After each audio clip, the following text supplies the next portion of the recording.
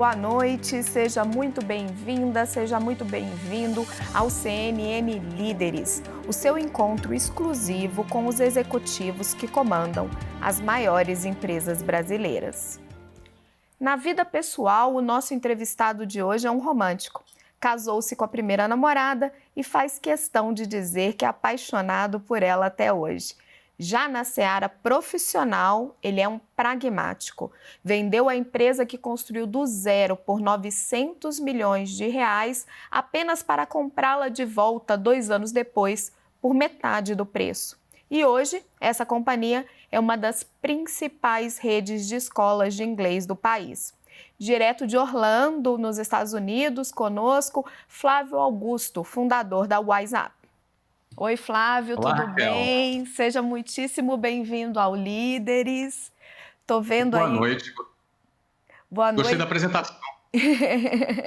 Obrigada. Tô vendo aí seu escritório cheio de guitarras, também é um dos seus hobbies, né? Os instrumentos musicais. Adoro, as guitarras me fazem companhia aqui no meio do dia. De vez em quando a Flá- gente dá uma tocada. Flávio, vou começar essa entrevista sendo muito direta e no ponto que todo o mercado quer saber. Vocês vão abrir capital? Olha, Raquel, abrir capital da Wiser Educação sempre esteve nos nossos planos, não é? Nesse momento, nós ainda não temos essa decisão definida, mas parece aí que quem sabe aí nos próximos meses, alguma coisa pode sinalizar positivamente para o nosso lado. Nós tivemos uma rodada de empresas indo ao mercado de capitais, Flávio, mas também muitas desistindo. Alguns bancos dizem que a janela pode estar se fechando. Como é que você enxerga o mercado hoje? Olha, um mercado com juros no patamar que nós temos hoje, a alternativa para quem tem o seu dinheiro, o seu capital, é investir em equity, é investir na renda variável, e razão pela qual esse cenário explica o fato do número de investidores individuais terem se multiplicado na Bovespa nos últimos meses, né? Desde quando, inclusive, começou a pandemia, se multiplicou, eu não me lembro o número exatamente, mas quase 3 vezes. Isso é muito relevante para um mercado que era muito dependente de meia dúzia de fundos ou alguns investidores internacionais, e hoje está muito mais pulverizado, uma vez que não existe hoje alternativa para se investir o dinheiro em renda fixa, em outras alternativas que antes, no Brasil, com juros mais altos, eram muito mais atrativos. Não é? Então, eu acredito, sim, que o investimento em equity vai ser uma grande tendência enquanto esses juros estiverem nesse patamar. Estava lendo algumas entrevistas que você já deu antes da nossa conversa e lá você dizia que tinha tido uma grande perda na bolsa, que agora só corria risco no setor produtivo. Com esses juros, com essa taxa Selic de 2%, Flávio, você, como pessoa física, continua mantendo o seu dinheiro na renda fixa? Não é exatamente em renda fixa, não é? A gente tem algumas alternativas, principalmente em moeda estrangeira, com alguns bonds ainda relativamente atrativos, com um nível de risco ainda menor, balanceando uma postura minha também pessoal de ser bastante arrojado nos negócios e nos nossos próprios negócios, onde tenho preferido nos últimos anos fazer um investimento, um aporte mais pesado, não é? Então, é muito mais uma filosofia pessoal de investimentos, onde a gente é mais agressivo de um lado e um pouquinho mais balanceado do outro, e na média a gente tem aí uma boa proteção. Mas agora, se vocês realmente derem esse passo de abrir o capital, você vai estar convencendo as pessoas a aplicar na bolsa com vocês. Como é que vai ser isso? Faz muitos anos que, principalmente desde 2000, que a gente vem trabalhando com franquias, não é? Então, nós temos hoje cerca de 600 franqueados na nossa rede, e esse franqueado, ele não publicamente, mas ele é uma espécie de investidor, alguém que apostou no nosso negócio, que acreditou, que investiu e ganha dinheiro com as nossas operações, com o nosso formato. Então, esse relacionamento com essa third part, eu não seria dizer, acho que é com esse investidor, com essa terceira pessoa, digamos assim, ele já é muito prática dentro do nosso ambiente, né? Não sei, futuramente quem sabe, a gente já está muito treinado já a lidar com esse tipo de investidor. O franqueado, ele é praticamente um sócio, né, Flávio? Eu acho que é nesse sentido que você está colocando. Você já está muito acostumado a ter parceiros no seu Uhum. negócio, né? Que é como funcionam os donos de ações. Eles não são simplesmente ali um credor, eles são sócios, né? Um franqueado ele é um sócio, não é? Ele é alguém que aportou o dinheiro dele a seu próprio risco, não é? Com o objetivo de ter um resultado de curto, médio e longo prazo. Então, a gente trata os nossos franqueado não é um funcionário, né? Franqueado não é. Franqueado é um parceiro, é uma espécie de sócio na nossa operação. É assim que a gente trata. Vamos trazer a nossa conversa um pouco sobre esse momento super desafiador que estamos vivendo da pandemia. Como que foi para vocês na WhatsApp o desafio de repente, ficar totalmente virtual numa atividade que exige tanta relação entre professor e aluno como é a educação? Como é que foi isso? Bom, primeiro foi de repente, né? A gente até conseguiu se antecipar um pouquinho, a gente se antecipou cerca de 30 dias, já considerando um cenário de fechamento, e esses 30 dias para nós foram fundamentais para a gente conseguir se preparar, se organizar e até desenvolver uma plataforma de tecnologia que nos desse suporte para a gente continuar entregando o serviço para os nossos alunos. Quando veio o fechamento do mercado, a gente também não imaginava que seria por pouco tempo. Imaginávamos que seriam por 3 meses. A gente acertou que não seria por pouco tempo, talvez como alguns pensassem que seriam uns 15 dias, 20 dias, mas também não acertamos tanto assim quando previmos 3 meses, porque já estamos há quase 7 meses com as nossas operações presenciais fechadas. Neste período, todo investimento em tecnologia que a gente fez ao longo dos últimos anos, ele deu retorno. Nós estávamos muito preparados para lidarmos com essa nova realidade, conseguimos preparar uma plataforma para poder continuarmos atendendo os nossos alunos. Em outubro de 2019, nós havíamos lançado a WiseUp Online, que é uma operação 100% online, ou seja, não é um produto presencial, já era nativo 100% online, e não poderia ter sido num timing melhor. Quando veio a pandemia, esse produto acabou se tornando também uma boa fonte de receita para as franquias, que, uma vez impedidas de venderem o seu produto presencial, eles conseguiram entregar o produto, prestar o serviço para os alunos existentes, mas impedidos de vender, porque como é que você vai vender um produto presencial se você não tem data de retorno ainda? Ou seja, esse produto online, 100% online, passou a ser a principal fonte de receita nova para as franquias, o que ajudou muito a gente conseguir atravessar esse período que é difícil para todo mundo, né? E como vem sendo a retomada? Porque algumas cidades, como por exemplo a capital paulista, estão autorizando a reabertura de escolas, também das escolas de idiomas. Vocês já Uhum. reabriram algumas lojas? Que protocolos vocês estão adotando? Como vocês estão se preparando para esse momento? Bom, em primeiro lugar, a gente leva em conta 100% a legislação local, ou seja, os decretos dos governos municipais e estaduais, a gente precisa estar muito atento a isso.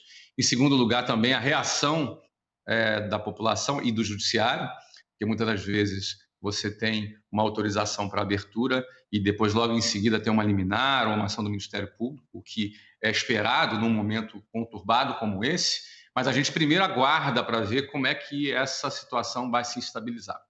Em segundo lugar, a gente vê as condições, as exigências desses protocolos que você mencionou, e ao mesmo tempo a gente também fica muito, e esse é o principal fator, muito atento ao desejo dos nossos alunos. E a gente está fazendo pesquisa com esses alunos o tempo inteiro para saber o que eles pensam. Até o momento, a nossa rede como um todo, ela não abriu, ela continua desativada. Algumas escolas, em algumas cidades específicas, já abriram, mas muito poucas, talvez umas 15 ou 17. São mais de 400 escolas na rede, talvez umas 15 a 17 escolas já tenham abertas as suas portas. Em geral, Os nossos alunos, geralmente, mais de 50%, 60%, em alguns casos até 70%, como é o caso de São Paulo, não desejam retornar. Dizem que preferem ainda continuar fazendo as suas aulas online. E a gente respeita esses alunos. Enquanto a gente vê essas restrições e os protocolos que são rígidos, e, na minha opinião, devem continuar sendo rígidos, e, ao mesmo tempo, o desejo dos alunos de não retornarem, a gente acha muito melhor esperar mais um pouco, talvez aí logo depois da vacina, se é que a vacina vai chegar em dezembro ou janeiro, a gente está observando para a gente ter já uma direção para a rede como um todo e aí sim começarmos as nossas operações. Com relação a protocolo, a minha experiência aqui nos Estados Unidos com o clube de futebol, que nós já voltamos a fazer jogos com público, com 30% do público nos estádios, um protocolo rigorosíssimo. Para você ter ideia, eu não posso ter contato com a equipe de futebol, com os jogadores, com os técnicos, porque eu estou num protocolo diferente. Para eu fazer uma reunião presencial com eles, eu preciso mudar o meu protocolo, 10 dias de quarentena, e aí sim a gente pode fazer reunião presencial, do contrário, somente reuniões virtuais. Ou seja, esse protocolo rígido fez com que a gente esteja já jogando, já em atividade com os jogadores viajando, e não tivemos até então nenhum problema com a nossa equipe. Então, um pouco dessa experiência que a gente tem, nós vamos trazer também para as escolas, para que, na hora que a gente voltar oficialmente, na hora que nossas portas estiverem abertas, a gente esteja trabalhando num protocolo que dê segurança aos nossos funcionários, nossos franqueados e aos nossos alunos. Para quem não sabe, o Flávio também é dono do Orlando City, um time de futebol nos Estados Unidos. A gente vai falar já já disso. Mas para fechar a nossa conversa sobre educação, Flávio, você estava dizendo que está aí observando, aguardando a vacina. Eu tenho duas perguntas para você sobre isso. Primeiro, se não é complicado tomar decisões empresariais com base na vacina. A gente vem assistindo muito esse dilema nas políticas públicas, porque é um evento que a gente deseja muito, mas que ainda não é garantido que teremos. E segundo, como é que você imagina, num futuro aí de mais médio prazo, o negócio da educação nas escolas de idioma? Vai ser um misto agora em diante entre online e presencial, ou depois da vacina teríamos uma volta ao velho normal? Bom, com relação à vacina, você tem toda a razão. Ela ainda é uma possibilidade. A gente não trabalha baseado numa decisão baseada na vacina, porque ela pode, inclusive, não acontecer. A gente sabe muito bem disso. Podem ter outros efeitos, ela pode até não funcionar, até que se prove, até que seja colocada em prática. E a gente sabe que o desenvolvimento da vacina tem sido em tempo recorde, não é? E realmente a gente não sabe. No entanto, não deixa de ser um elemento a ser considerado, é uma hipótese. Então, ela é tratada como hipótese. No momento, um dos principais indicadores tem sido a redução de número de mortes, a redução de número de casos, os próprios tratamentos. Os médicos estão com mais habilidade, estão tendo muito mais experiência para fazer os tratamentos, e a gente tem visto uma mortalidade menor. Essa é a boa notícia. E por isso que a gente entende que em algum momento, agora no início de 2021, nós estaremos atentos para poder voltarmos à nossa atividade. Se vier a vacina e se ela funcionar, melhor ainda, é bônus, é assim que a gente trata. Com relação ao médio prazo, nossa visão sobre o setor de educação como um todo, idiomas especificamente, é muito similar ao que a gente vê no mercado de livros, né, no mercado editorial. Nós também temos uma editora dentro do mercado editorial no nosso grupo. Nós vendemos livros de vários gêneros, então a gente tem um pouco de experiência já há alguns anos nesse mercado editorial. A gente percebe que o livro é um exemplo muito interessante de que, apesar de já existir há muitos anos a tecnologia para o e-book, para o livro digital, em várias plataformas, a Amazon tem uma muito forte, que é o Kindle, e várias outras plataformas que existem para livros digitais, os livros físicos eles vendem mais do que os livros digitais. Nós vendemos livros físicos e livros digitais. Grande maioria massiva, talvez acima de 80% das nossas vendas sejam de livro físico. Imagina, é o mesmo livro, o mesmo conteúdo, e o livro digital ele é mais barato, inclusive, mas ainda assim o livro físico vende mais. Por quê? Qual é o motivo? Porque quem decide isso é o consumidor, é a vontade do consumidor. E a vontade do consumidor é derivada da sua experiência de uso do produto, sua experiência de consumo do produto. Então, em geral, a gente percebe que o leitor ele prefere tocar, na sua maioria, claro que tem gente que já curte mais os livros digitais, mas e na sua maioria o leitor prefere tocar, sentir o livro, sentir o cheiro do livro. Isso é uma característica desse setor, mas que indica que a experiência de consumo é que determina, não é a tecnologia que determina. A experiência do consumidor é ele que manda. E é óbvio que isso em algum momento pode sempre mudar. Neste momento e nos últimos anos, é esse o comportamento do consumidor que a gente tem observado. Da mesma maneira, a gente acredita que no ensino presencial, no ensino de maneira geral, vai acontecer alguma coisa parecida, mas com algumas variações. Vamos dar um exemplo de um outro setor também, o setor de restaurantes. Se a gente for analisar, nós, como um todo, fomos em restaurantes nos últimos 6 meses muito menos do que fomos nos últimos anos. E certamente nós pedimos delivery, ou seja, entrega em casa, muito mais do que nos últimos anos. Quando essa pandemia passar, esse momento mais crítico da pandemia passar, o que vai acontecer? Eu acredito, é a tese que eu estou acreditando, que as entregas vão ser maiores do que antes, mas bem menores do que são hoje. E os restaurantes talvez sejam um pouquinho menor do que antes, mas bem maior do que foi hoje. Então, as coisas vão se ajustar um pouquinho. Na educação, a gente pensa da mesma forma. Principalmente ensino de idiomas, que não é simplesmente a transferência de informação.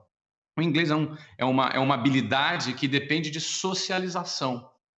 E além de socialização, os nossos alunos especificamente são alunos adultos, são alunos que estão no mercado de trabalho. Além deles buscarem a aprendizagem da língua inglesa nas nossas escolas, o networking também é importante, quando ele tem contato com outras pessoas, faz contatos com pessoas de outras áreas, isso também é um fator importante. Então, nós acreditamos que, passando essa tempestade, nós continuaremos tendo um produto presencial, fazendo um adendo de que o nosso produto presencial já tem um componente de tecnologia muito presente. Então, já é uma espécie de conteúdo híbrido que nós já entregamos nas nossas escolas. Então, grande parte já é um trabalho online, e o presencial ele vem marcar a necessidade específica da socialização dentro de uma sala de aula. Então, a gente acredita que isso volta. Por outro lado, o produto online veio para ficar. A experiência de consumo online, comprar por delivery, fazer compras pela internet, se para algumas pessoas era um tabu, agora, depois da pandemia, deixou de ser. Eu acho que estou inferindo aqui, não tenho nenhum estudo para dizer isso, mas eu vou inferir que esses últimos 7 meses de pandemia, talvez nós tenhamos acelerado uns 5 anos no processo de digitalização e educação digital da população como um todo. E isso certamente vai se refletir num novo mercado, que é o mercado digital, o mercado online. Então, nós estamos nas duas pontas, tanto no presencial como no online, os dois conversando entre si para oferecer para o consumidor aquilo que ele achar que é mais favorável para a sua experiência de consumo. Sem dúvida, Flávia. É engraçado você mencionar o livro impresso. Eu preciso conversar que eu sou uma amante do livro impresso. Eu gosto do cheiro, eu não gosto da luz do tablet no meu rosto e eu não me importo de pagar um pouquinho mais caro, porque eu realmente gosto do papel, mas sou mais da É o moda consumidor que antiga. manda. É Vamos o falar consumidor que agora, manda. vamos falar agora um pouquinho de futebol, só que do Uhum. ponto de vista de negócios. Flávio, o que te motivou, e aí coloco a palavra sem nenhum prejuízo, sem nenhum preconceito, a se tornar um cartola do futebol? Ah, legal. Esse termo cartola eu não assumo para mim não, tá? Que é o empresário. O cartola é aquela figura do político, né? Que foi eleito e tal. E como o futebol nos Estados Unidos não é política, razão pela qual eu decidi investir, porque é negócio, eu entendo que eu sou empresário, a gente me atraiu muito o fato de ser uma empresa privada, de ser um clube, uma empresa que é proprietário da liga. Então, a Major League Soccer, a MLS, ela é a principal liga profissional de futebol nos Estados Unidos, Canadá, e sim é uma empresa que pertence aos clubes. Portanto, cada proprietário de clube ele é acionista numa cota igual entre si na liga, que somos 28 clubes hoje. Então, é um processo de governança completamente seguindo todas os rigores de governança corporativa modernos, ou seja, são empresários super bem-sucedidos. Eu, junto com o Sheikh Mansour, que é o proprietário do Manchester City, que é o dono de New York City, somos aí um dos únicos estrangeiros dessa liga. E os outros são empresários muito bem-sucedidos, desde o setor de tecnologia, de petróleo, enfim, vários setores, e que também investem no esporte, porque nos Estados Unidos a cultura do esporte é muito forte, relacionada ao hábito do americano em si, eles são apaixonados por esporte, a universidade é muito envolvida com o esporte também.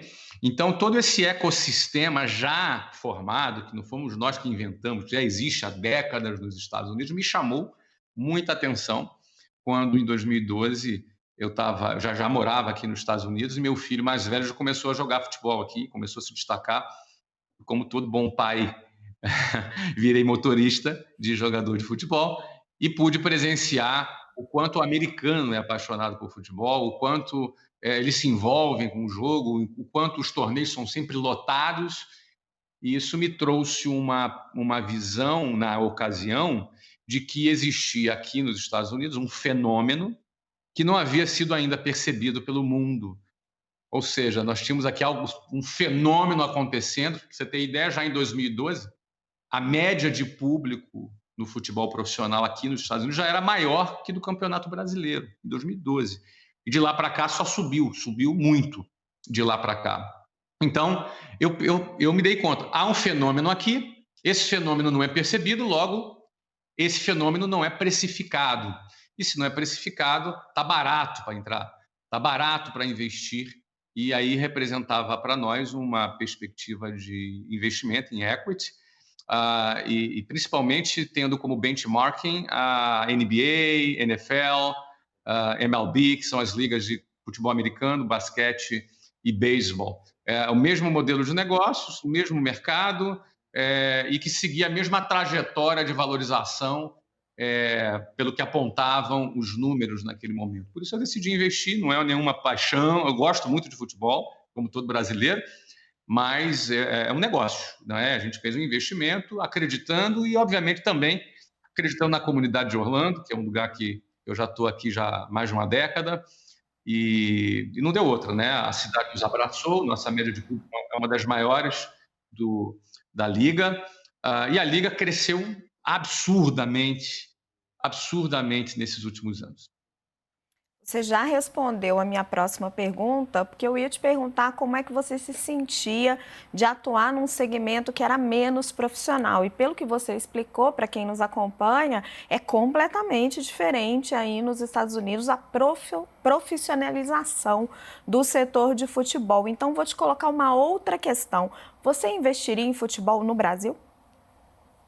Não, porque não existe nem estrutura para isso. Não existe modelo de negócio para isso. O clube no Brasil são associações, agremiações sem fins lucrativas e políticas. Não é? Então, o futebol no Brasil não é uma atividade empresarial, é uma atividade política, onde um dirigente, um cartola, como você mencionou no início, ele está muito mais preocupado em se eleger ou se reeleger e que, portanto, não responde com seu patrimônio pessoal sobre as suas decisões que toma, inclusive as decisões erradas. Eu não. Se eu tomar uma decisão errada aqui, tiver um pepino, tiver uma dívida, eu tenho que pagar e responder com o meu patrimônio pessoal. Eu sou dono da empresa. Então, eu respondo pela empresa. Um cartola não responde. Ele não tem nenhuma responsabilidade financeira pelas decisões que toma e é movido pelo desejo de se reeleger. Então, é um modelo completamente diferente que não atrai e que nem permite, porque não tem abertura para isso, para que alguém como eu ou como outra pessoa que tem interesse em investir no esporte no Brasil possa investir. O único modelo que tem ali é de publicidade. Você paga um dinheiro para o clube para poder expor a sua marca, e isso a gente faz há muitos anos, inclusive, no Brasil. A gente investe nisso desde a Copa de 2014, que a WhatsApp foi patrocinadora da Copa. Mas, assim, como proprietário de clube, investir num clube, isso não, nem que eu quisesse seria possível, né? É uma pena que no país o futebol seja tão pouco estruturado como negócio. Acho que explica muito do que acontece por aqui nos gramados e antes da pandemia nas arquibancadas. Flávio, você é muito ativo nas redes sociais. Isso está começando a ser um pouco mais comum entre os empresários, mas ainda é raro. O que te leva a querer essa interação com as pessoas, a dedicar parte do seu tempo, que é precioso, para as redes sociais? Eu não quero virar um burocrata, Raquel.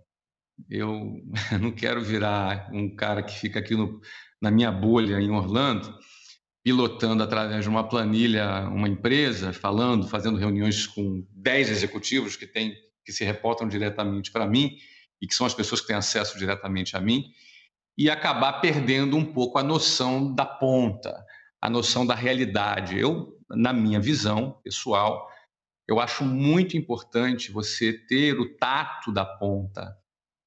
Por isso, desde 2011, vai fazer 10 anos que eu criei esse projeto que eu chamo de geração de valor nas redes sociais, nas principais redes, onde eu produzo conteúdos e interajo com as pessoas. Então, eu consigo oferecer para as pessoas um conteúdo gratuito, que eu penso que uma boa forma de dividir renda no Brasil não é simplesmente dividindo dinheiro, mas sim dividindo conhecimento, porque conhecimento gera renda, não é? Aquilo que eu conheci, o meu conhecimento me permite empreender e eu gero renda com isso.